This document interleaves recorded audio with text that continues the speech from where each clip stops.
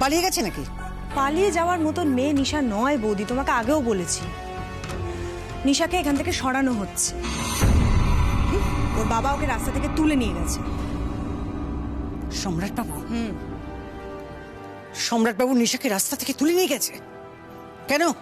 কারণ জামাইবাবুর মনে হয়েছে যে অর্জুনের এই অসুস্থ হওয়ার সঙ্গে নিশার কোনো যোগাযোগ থাকতে পারে, আর সেই জন্য নিশাকে অন্য শহরে পাঠিয়ে দিচ্ছে, যাতে নিশা আর এসবের মধ্যে কোনোভাবেই না থাকতে পারে।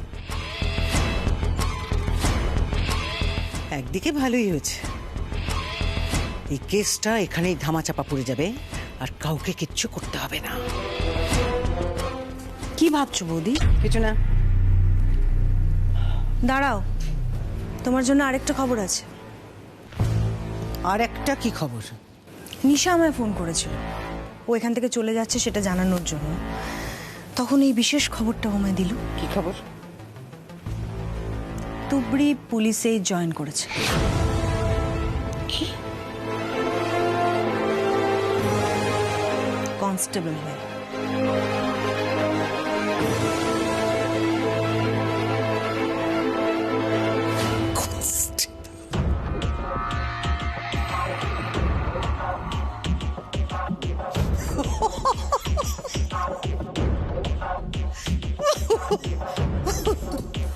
কনস্টেবল হয়ে?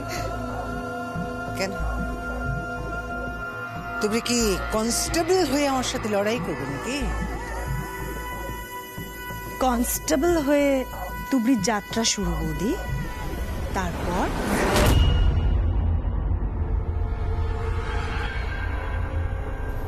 যাত্রা?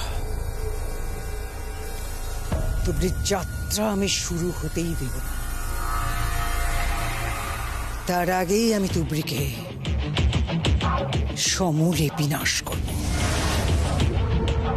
সাবধানে মাননি।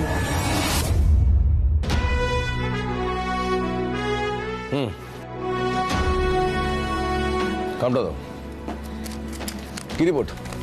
দৌড় একদম টাইমের মধ্যে শেষ করেছে স্যার, আর বাকি পরীক্ষাগুলো তো একদম পারফেক্ট, কোনোভাবেই ওর নাম্বার কাটা যাচ্ছে না।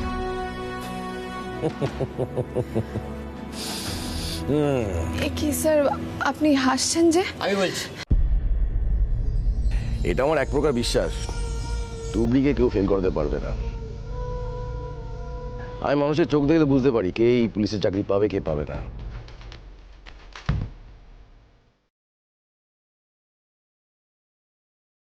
ওকে অ্যাপয়েন্ট করা হলো।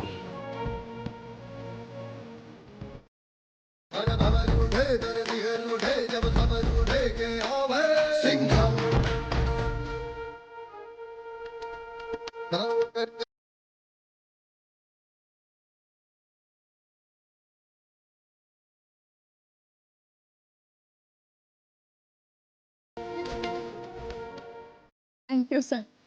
আমি এটা খুলে দেখতে পারি? Sure, all yours.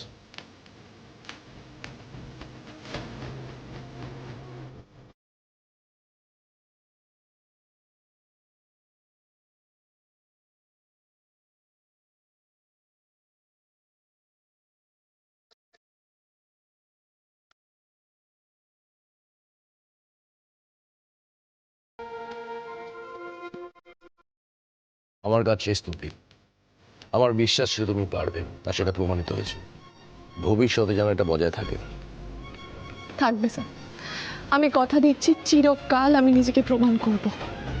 কোনো কিছুর বিনিময়ে আমি নিজের কাজ থেকে পিছপা হব না, আর সমস্ত দায়িত্ব আমি সঠিকভাবে পালন করব স্যার। গুড। কিন্তু তুমি কয়টা ভুল করে ফেলেছো, ভবিষ্যতে যেন সেগুলো রিপিট না হয়। যেমন সময়ের কাজ সময়তেই করতে হয়, সময় মেনে চলতে হয়। আর ভুল হবে না স্যার, আমাকে আমার স্বপ্ন ছুঁতে হবে। তোমার স্বপ্ন তো পুলিশ হওয়া। হ্যাঁ স্যার, সেটা আমার স্বপ্ন, কিন্তু আমার লক্ষ্য অন্য। এরপর একে একে আমি পুলিশের পরীক্ষা দিয়ে আইপিএস হব, আপনার মতো একদিন অফিসার হব।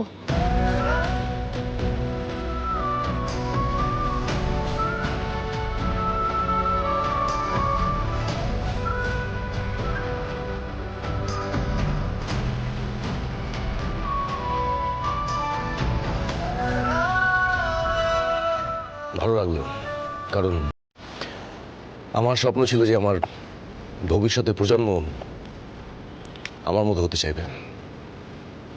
আমার মেয়ে তো যাক বাদ দাও। তোমার মুখ থেকে এই কথাটা শুনে আমার সত্যি খুব ভালো লাগলো। মনে থাকবে আমার। আমি এর মান রাখবো স্যার।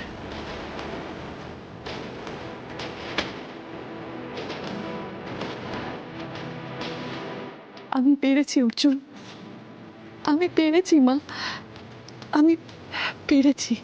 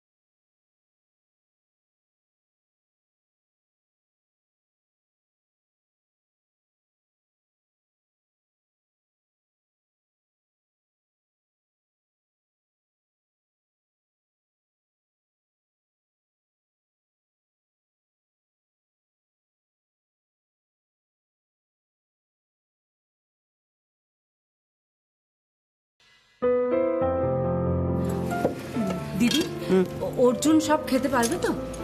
হ্যাঁ, এমনিতে সবই খেতে পারবে, শুধু রিচ কিছু ওকে দিস না। শোন না, ওই পাতলা মাছের ঝোলটা আর ভাত দে। আচ্ছা। বাবা, কেমন লাগছে শরীর এখন? ঠিক আছে? ঠিক আছে মা। কত বড় একটা ফাঁড়া গেল বলো তো দাদু ভাইয়ের। ও বড় বৌমা, আমি কিন্তু কাল একবার মন্দিরে গিয়ে পুজো দেবো। যেও মা, মন্দিরে পুজো দিতে যাওয়াই উচিত। ঠাকুর অর্জুনকে আমাদের সকলের কাছে আবার ফিরিয়ে দিয়েছেন।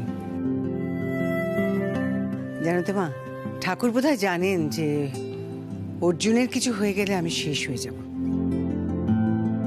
ভেবো না মা, যতক্ষণ তুবড়ি আমার সঙ্গে আছে আমার কিচ্ছু হবে না।